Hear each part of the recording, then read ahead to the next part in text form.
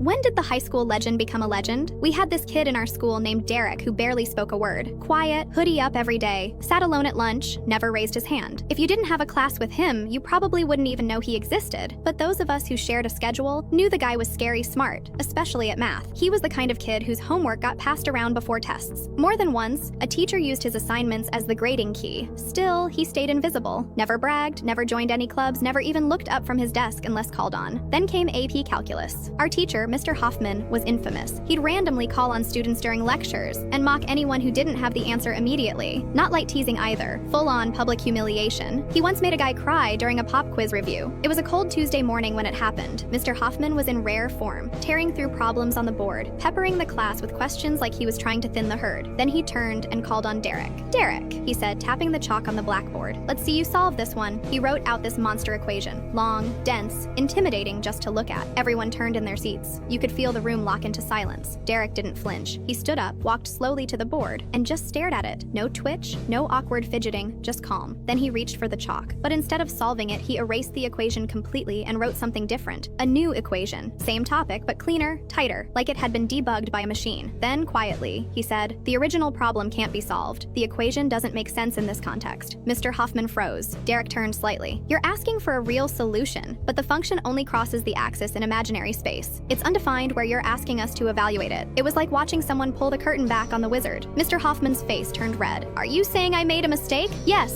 Derek said simply. What followed was 5 minutes of Derek breaking down the math behind the mistake, calmly walking the class through it line by line. It wasn't arrogant, it was clinical, like he was teaching. Mr. Hoffman tried to argue, but Derek already had it laid out. At one point, he paused and handed the chalk to Mr. Hoffman. "You can try plotting it," he said. "You'll see." Mr. Hoffman didn't. He walked over to his desk, flipped through his notes, checked the textbook, dead silence. Then he muttered, "Class dismissed," and left the room. That's when everything changed. Nobody laughed or clapped. We just sat there trying to process what we'd seen. Derek went back to his seat, pulled his hood up, and opened his notebook like nothing had happened. By lunch, the story had already spread. Someone made a meme. Someone else made a fake rap battle flyer. Derek versus Hoffman. Final showdown. Even the seniors started nodding at him in the hallway. A few days later, a junior walked up and asked him for help on their stats homework. He helped them without saying much, just circled a few things and handed the sheet back. Teachers started calling him Mr. Derek as a joke. Mr. Hoffman stopped cold calling people in class. He still taught, but the energy was different. He even made a point of checking problems twice before writing them on the board. Then, about 2 weeks later, we had a substitute in AP Calc. Mr. Hoffman was out sick.